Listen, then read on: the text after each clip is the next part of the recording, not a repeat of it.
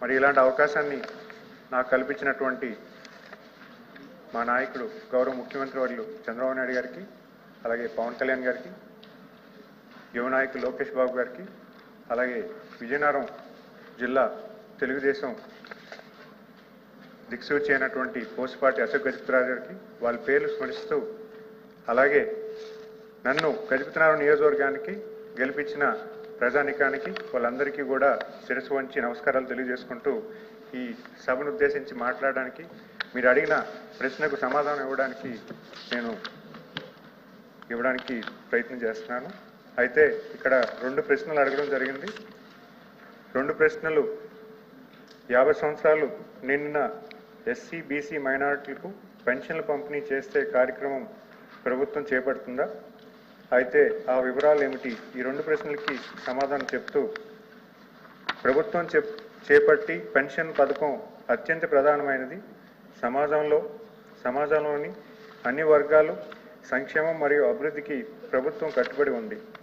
గౌరవప్రదమైన జీవితాన్ని అందించడానికి సమాజంలోని పేద మరియు బలహీన వర్గాలకి, ముఖ్యంగా వృద్ధులకి మరియు ఆసక్తులకి, వితంతువులకి మరియు దివ్యాంగులకి కష్టాలను తీర్చడానికి పెన్షన్ మొత్తాన్ని పెంచడం అనేది ఒక ప్రధానమైన సంక్షేమ కార్యక్రమంగా ఉంది.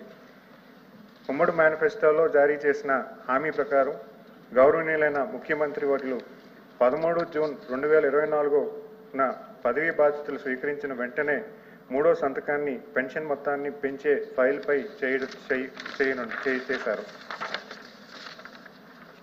పంచాయతీరాజ్ గ్రామీణాభివృద్ధి R&D1 శాఖ జీవో MS నెంబర్ 43 ప్రకారం ప్రస్తుతం నెలకి ఉన్న వృద్ధాప్యం, వితంతువులు, నేతకారులు, కల్లుగీతకారులు, మత్స్యకారులు, ఒంటరి మహిళలు, సాంప్రదాయ చర్మకారులు, ట్రాన్స్జెండర్లు, ఆర్ట్, డప్పు కళాకారులు మరియు కళాకారులకు ఇచ్చే పెన్షన్ మొత్తాన్ని ప్రతి నెల 3,000 నుండి 4,000 రూపాయలకు పెంచడం, దివ్యాంగులందరికీ మరియు బహుళ వైకల్యం గల కుష్టి వ్యాధిగ్రస్తులకు దివ్యాంగ పెన్షన్లు 3,000 నుంచి 6,000 రూపాయలకు పెంచడం, పూర్తి వైకల్యం గల దివ్యాంగులకు పెన్షన్ 5,000 నుంచి 15,000 రూపాయలకు పెంచడం, అలాగే దీర్ఘకాలిక వ్యాధిగ్రస్తులు అంటే 2 కాలు బోధకాలు గ్రేడ్ 4, కిడ్నీ, లివర్ మరియు గుండె మార్పిడి, డయాలసిస్ పై తీవ్రమైన కిడ్నీ వ్యాధిగ్రస్తులు, డయాలసిస్ పై లేని తీవ్రమైన కిడ్నీ వ్యాధిగ్రస్తులు, డయాలసిస్ పై పెన్షన్ మొత్తాన్ని 5,000 నుండి 10,000కు పెంచడం ప్రభుత్వ ఉత్తర్వులు జారీ చేయడం జరిగింది. పైన పేర్కొన్న పెన్షన్ పెంపుపై సామాజిక భద్రత పెన్షన్ల మొత్తం వ్యయం నెలకు 1939.37 కోట్ల నుండి 2758.31 కోట్లకు పెరిగింది. ఎన్టీఆర్ భరోసా పెన్షన్ పథకం క్రింద ఆర్థిక సంవత్సరంలో వార్షిక బడ్జెట్ 23,272.44 కోట్ల నుండి 33,099.72 కోట్లకు పెరిగింది. గత ప్రభుత్వం సచివాలయం ఉద్యోగుల ద్వారా ఇంటింటికి పెన్షన్ల పంపిణీ సాధ్యం కాదని చెప్పింది. ఈ ప్రభుత్వం పెన్షన్దారు ఇంటి వద్దకే పెన్షన్ పంపిణీ సౌకర్యాన్ని గ్రామ వార్డు సచివాలయం ఉద్యోగుల ద్వారా కల్పించడానికి కట్టుబడి ఉన్నది.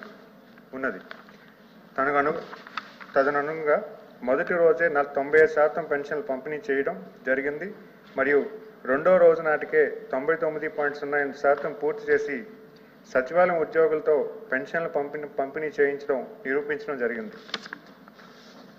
మొత్తం 65,18,496 పెన్షన్లలో 64,58,380 పెన్షన్లు అంటే సుమారు 99.08% పంపిణీ చేయడమైంది మరియు ప్రతి పెన్షన్దారుడు 3,000 బకాయిలు మొత్తం సహా 4,359.28 కోట్లు పంపిణీ చేయడమైనది.